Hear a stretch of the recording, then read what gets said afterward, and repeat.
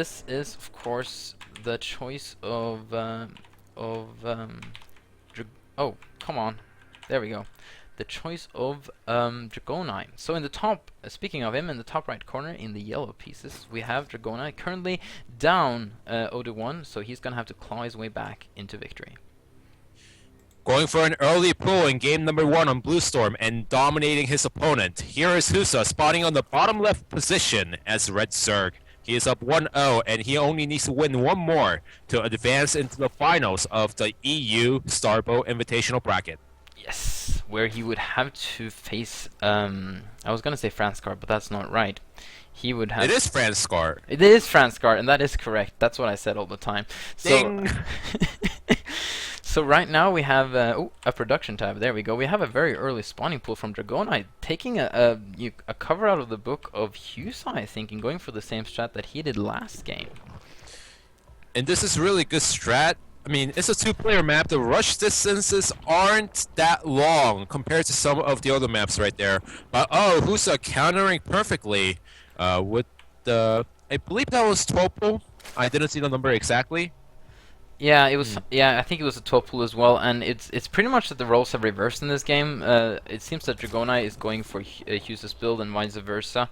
It didn't turn out too well for Dragonei last game though, but that was really more about how well he defended the aggression rather than a build order disadvantage, I would say.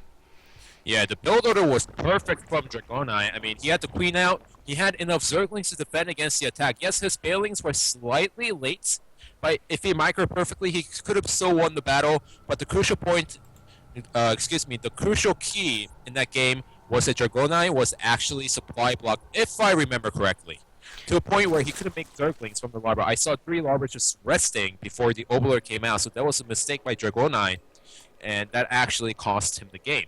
Ooh, that's something I did miss because I was so worried about the sound and all of those things. But I'll try and be a little more invested into this game than I was the last one. We see 6 Zerglings quite early coming out from Dragonei, but you know, that is the problem. You know, Blue Storm was much better for this strategy because the rush distances were even smaller, while in this map the rush distances are a little bit bigger. Not very long, but slightly bigger. But he might be able to get 2 free Zerglings here. And that's a great little pickup for Dragonei. Yes, gets them both. That's really nice. Yeah, well, Heusa, he might even have... So there we go. He has no way of defending the natural at this point. All he can depend on right now is Spinecrawler, his queen, and Joe Micro. Yeah. And he's probably going to get this Spinecrawler off in time. He has to use an Energize on the queen, and that's the cue for Dragonei to just head out of there. That queen with the... I mean, Enrage, not Energize, with Enrage deals so much damage, but you do force off that energy, so you just want to pull back and rest away for a little and come back for a better time. You do not want to fight at the ramp. Heusa doing a nice job just denying his opponent from coming in. Behind this, he is taking a natural expansion, saying, you know what, Heusa can come down and take an expansion anytime soon. So I'm going to go for the economic advantage, the pressure up against my opponent. Oh, and they're both finished speed at the same time, so no one really gaining an advantage, but it seems like Heusa is chasing Dragonei away, and I think I know what the sound issue is now, but I'm going to talk about that later, because it is starting to occur a little bit again, I believe. Doop, doop. Doop, doop. Well, okay.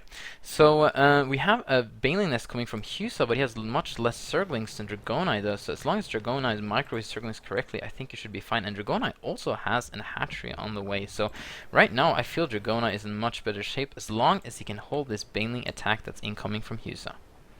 In fact, if you look at the other, if you take it the other way around, if Heusa cannot make anything work right now, and he's going to be so far behind, he's going to lose the game, because Dragonei, he's going for a counterattack. He only has 1 Spinecrawler in his main base, so these Balings and the 2 Zerglings that he has right now, completely as these are...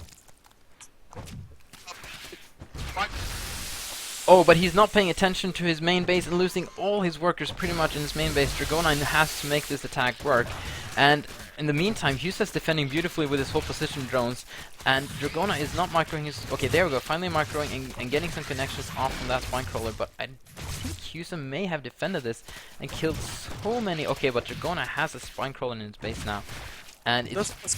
But he's doing a nice job just sniping the drones, and there's not enough Zerglings on the natural, so I don't know why he's pulling with the Zerglings. He should just go for the natural or just go for the hatchery. Oh, but now there's...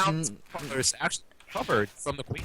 Now there's nothing to defend for Heusa in the space, and Dragonei's Zerglings are just killing every single one of Heusa's drones, and I think Dragonei might be able to take this game. There we go, GG, another quick Z.